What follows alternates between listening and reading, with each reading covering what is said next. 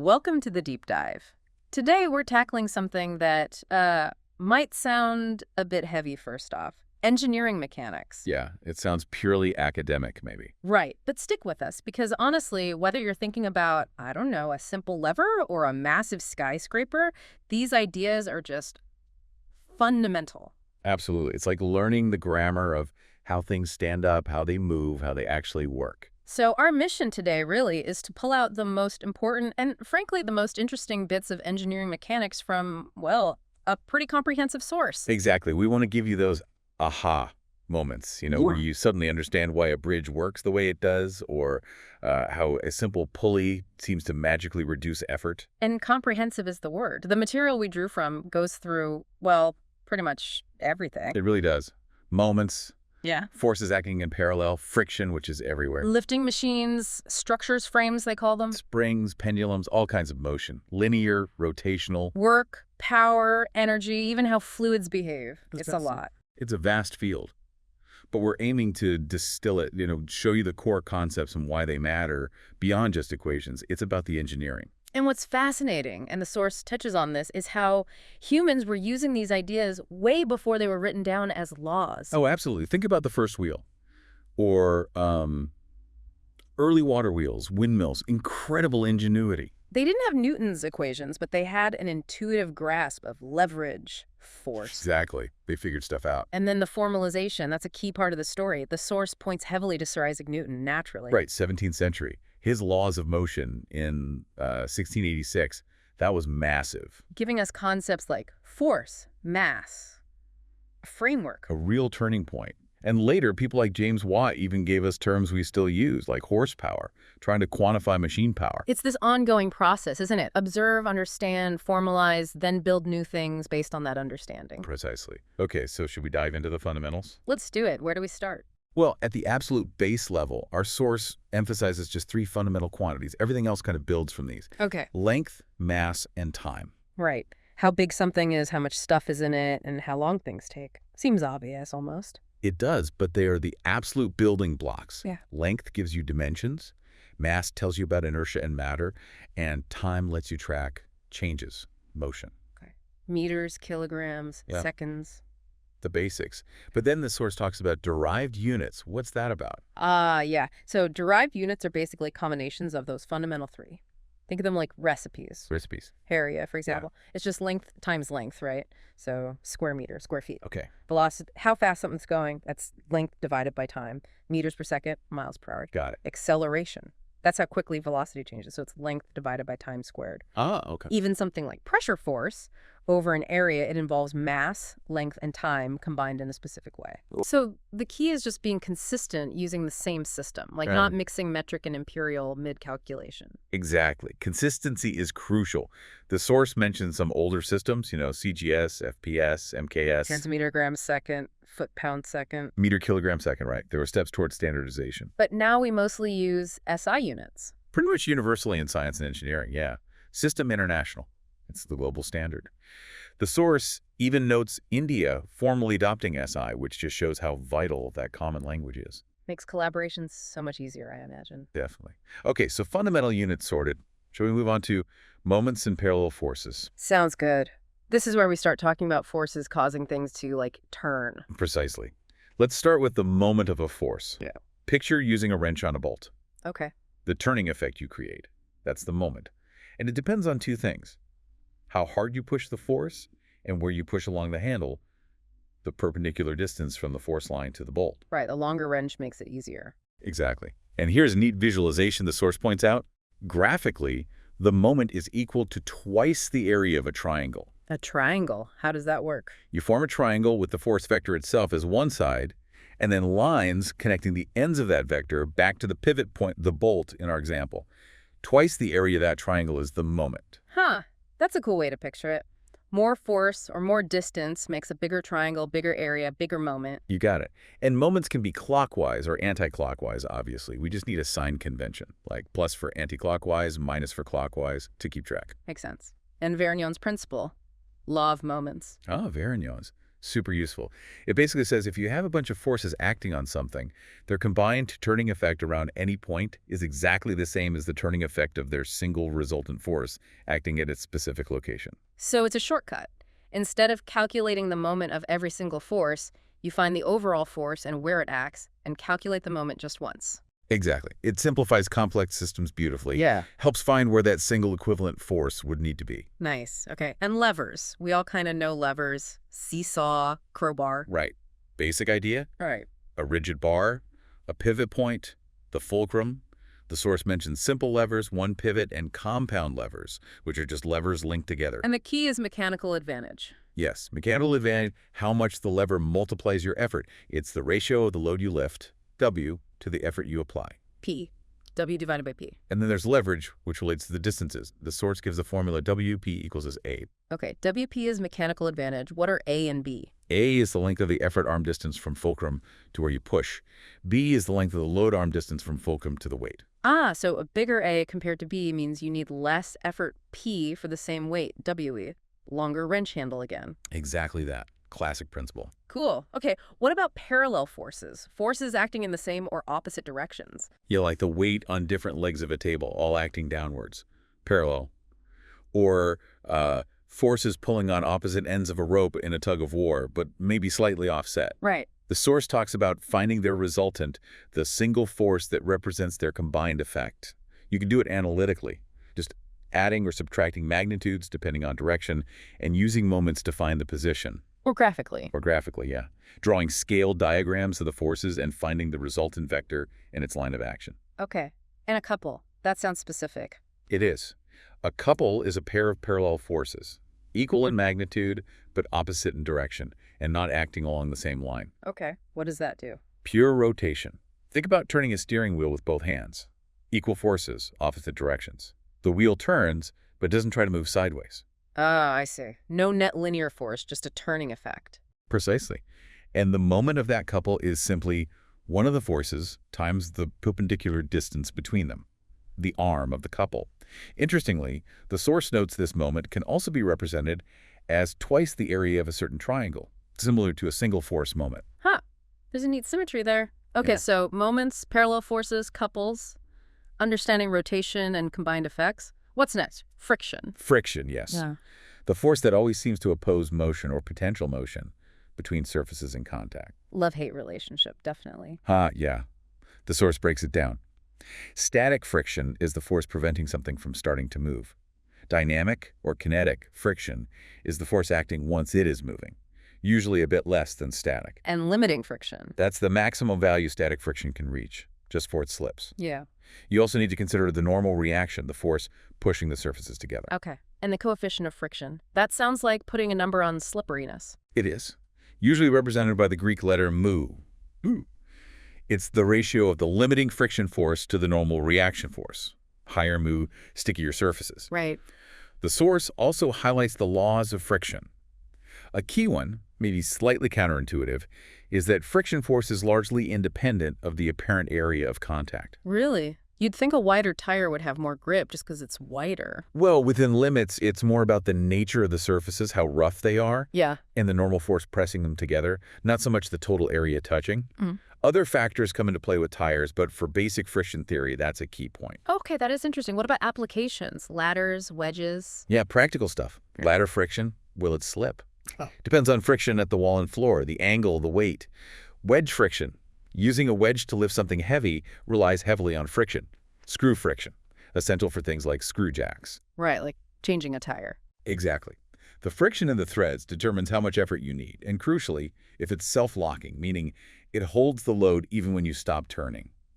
The source gets into the equations linking effort, load, and efficiency for screw jacks, really showing friction's role. So friction isn't just energy loss, it's often a critical design feature. Okay, Yeah. Lifting machines next. Yep. Moving into ways we gain mechanical advantage to lift heavy stuff. Pulleys, jacks, cranes. Making work easier, hopefully. That's the goal. Key terms here. Mechanical advantage, MA, which we touched on, load divided by effort. Got it. Velocity ratio, VR, this is about distances, is the distance the effort moves divided by the distance the load moves. For a simple pulley, they might be equal, VR1. For a complex system, you might pull lots of rope, effort distance, for the load to move just a little. So VR tells you about the geometry of the machine. Exactly. Then you have input work, effort x distance, effort moves, and output work, load x distance, load moves, Yeah. and efficiency. Which is never 100% in reality. Never. Because of friction. Efficiency is output work divided by input work. Or, very usefully, it's also mechanical advantage divided by velocity ratio. Ah, efficiency equal MAVR. That connects those key ideas. Precisely. The source also mentions reversible machines. If you let go of the effort, the load comes down, versus self-locking machines, where friction holds the load, like that screw jack. Okay, and the law of a machine, P equals MW plus C. Yeah, that's a common empirical relationship found from many machines. It describes the effort P needed to lift a load. Wm is a constant related to friction and the machine's VR, and C is like the initial effort needed just to overcome the machine's own internal friction, even with no load. So it's a practical formula for predicting performance. Exactly. Okay, shifting gears a bit. Analysis of perfect frames, trusses, basically. Like bridge structures, roof supports, that kind of thing. Spot on. Structures made of slender members joined at their ends designed to carry loads efficiently. The source focuses on a graphical method for figuring out the forces inside those members. Graphical, so drawing things. Yep. You draw a space diagram that's the actual frame geometry and loads on it. Yeah. Then you construct a corresponding vector diagram. And the vector diagram tells you. By carefully drawing forces to scale, following certain rules, the lengths of the lines in the vector diagram directly give you the magnitude of the force in each member of the frame. Wow, okay. And the process also tells you the nature of the force, whether a member is being stretched, tension, or squeezed, compression. Tension like a rope, compression like a column. That's incredibly useful for design. Absolutely critical. The source mentions different types, like cantilever trusses fixed at one end, or frames with different supports, hinged, rollers. And those supports change how the forces are distributed. They do. A hinge allows rotation but fixes position. A roller allows rotation and horizontal movement but fixes vertical position. How it's supported fundamentally affects the internal forces. Makes sense. All right, next up, helical springs and pendulums. Seem a bit different. They are, but both involve oscillation or storing potential energy in a specific way. Helical springs, just think of a standard coil spring. Right. They store energy when stretched or compressed. The source mentions connecting them in series, end to end, or parallel, side by side, which changes the overall stiffness. Okay. And pendulums. Classic physics example. The source focuses on the simple pendulum, a point mass on a massless string. Think grandfather clock. What are the key takeaways there? For small swings, the time for one full back and forth depends almost entirely on the length of the pendulum and the local acceleration due to gravity. Not the mass. Surprisingly, no, not for a simple pendulum with small angles. Yeah. Or the amplitude of the swing, really. It's mostly about length and g. Huh. This leads to practical things, like how changes in length or even altitude, which affects g slightly, can make a pendulum clock run fast or slow. The source also briefly mentions compound pendulums, real rigid bodies swinging, and conical pendulums swing in a circle. Fascinating how simple rules govern that swing. Okay, let's get into motion itself. Linear and rotational. This feels core. It absolutely is. Linear motion, moving in a straight line. The basics are displacement, change in position, velocity, rate of change of displacement, speed plus direction, acceleration, rate of change of velocity, and distance traveled. Standard stuff. And then those key equations for constant acceleration, you probably remember them. Uh-oh. S equals U2 plus 12 at 2. Yeah, that's one. And V2 plus at. Final velocity equals initial velocity plus acceleration times time. Yeah. And V2 equals U2 plus 2 as. Those three are the bedrock for analyzing constant acceleration motion. Okay, the toolkit, what about relative velocity? That's about how motion looks from a moving viewpoint. The source uses examples like rain appearing slanted when you walk, or figuring out the approach speed of two cars. It's about subtracting vector velocities. Right, perspective matters. And projectiles. Yeah. Throwing things. Exactly. Anything launched or thrown, moving under gravity, ignoring air resistance, usually for simplicity. Key factors are the launch angle, initial speed, the horizontal distance it covers, range, and the path, trajectory. How do you analyze that? The trick is to treat horizontal and vertical motion separately. Horizontally, velocity is constant, no force. Vertically, it's constant acceleration downwards due to gravity. Combine those, and you get the curved path. Okay, breaking it down helps.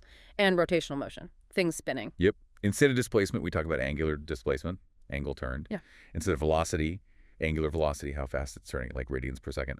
Instead of acceleration, angular acceleration, rate of change of angular velocity. So angular versions of the linear concepts. Exactly. And there are direct links. For a point at radius r on a spinning object, its linear speed, v, is r times the angular velocity, v omega, so vr. And its tangential linear acceleration, a, is r times the angular acceleration at alpha, so la.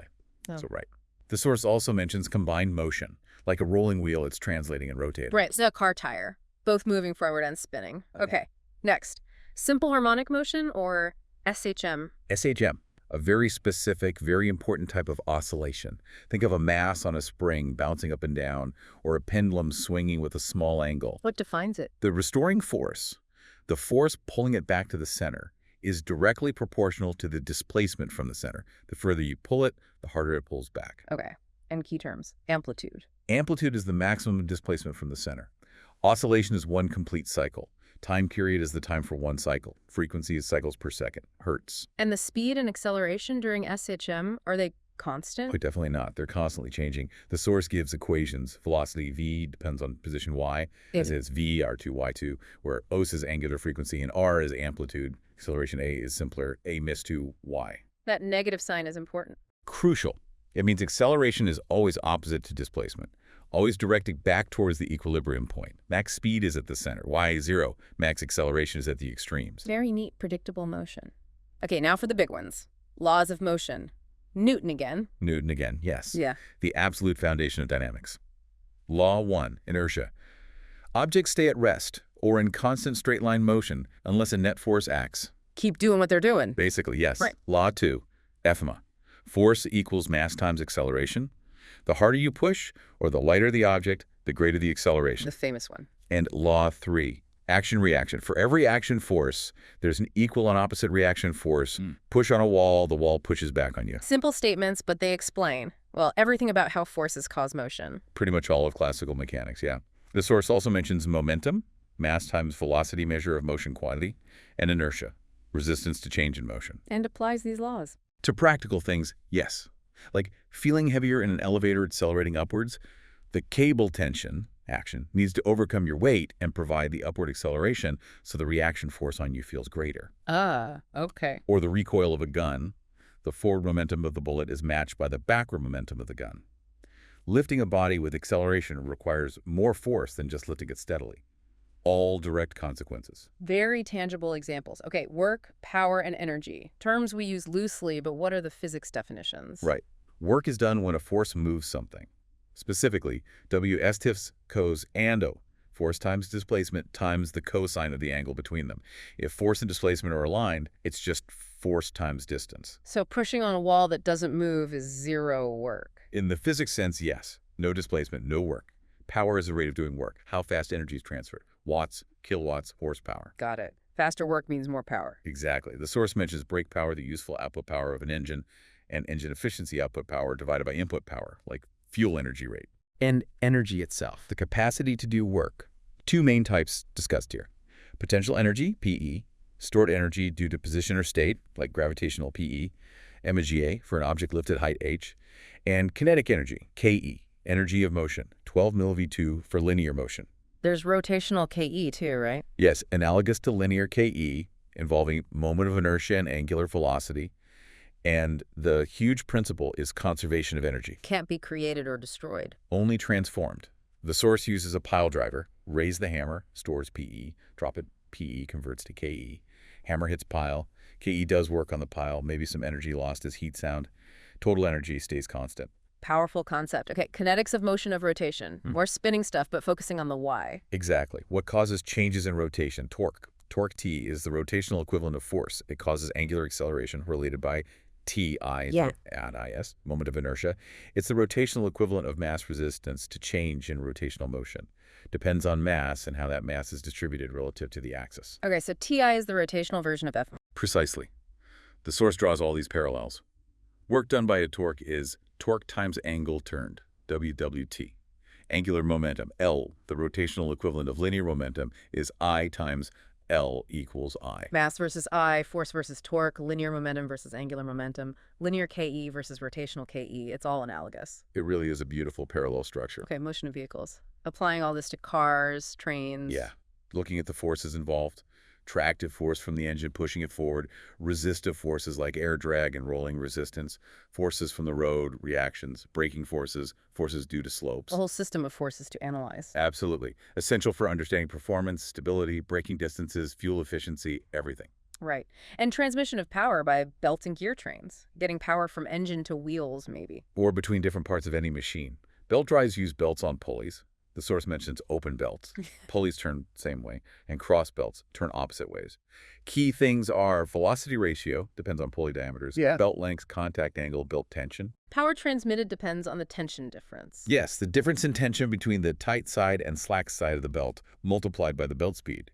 Gears use interlocking teeth for more positive drive. Slip like belts might have. Exactly. You get precise velocity ratios based on the number of teeth on the gears. Simple trains, compound trains, multiple gears on one shaft, allow for large speed changes. Hugely important in transmissions, clocks, machinery. Unsung heroes, belts and gears. Okay, we're nearing the end. Hydrostatics, fluids at rest. Yep, pressure in liquids. How it increases with depth due to the weight of fluid above, Pascal's principle. Okay. And calculating the total pressure force on submerged surfaces like on a dam face or the bottom of a tank. Also finding the center of pressure, the point where that total force effectively acts, which isn't always the geometric center, important for structural design. Knowing the force and where it pushes. Crucial. Final topic. Equilibrium of floating bodies. Buoyancy. Exactly. Why things float. Archimedes' principle. The upward buoyant force equals the weight of the fluid displaced by the object. Okay. The source also talks about stability. Just floating isn't enough. You want it to be stable, to right itself if tilted. This involves the center of buoyancy, center of the displaced volume, and the center of gravity of the object itself. And the metacenter. The metacenter. Yeah. When a floating body tilts slightly, the center of buoyancy shifts. The metacenter is a point related to this shift. The distance between the center of gravity, g, and the metacenter, m, is the metacentric height, gm. And a bigger GM is better. Generally, yes. A positive GM, m above g, means there's a restoring moment that pushes the object back upright when tilted. Higher GM means more stability. It's critical for ship design, obviously. So that's the measure of stability. Wow.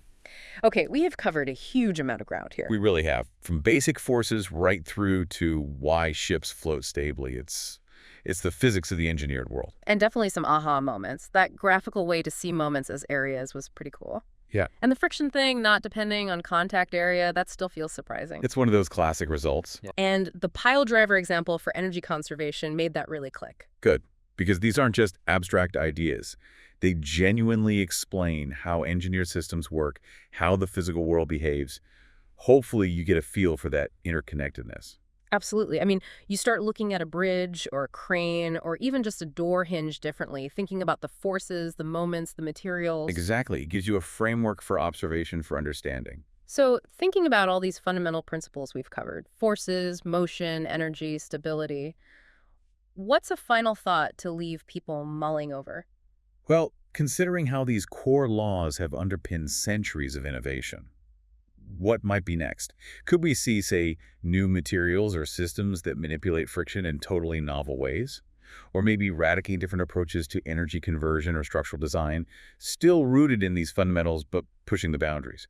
What future tech could emerge that changes how we fundamentally interact with the physical mechanics of the world around us? That's definitely something to ponder. What happens when we truly master these principles in new ways? A fascinating thought.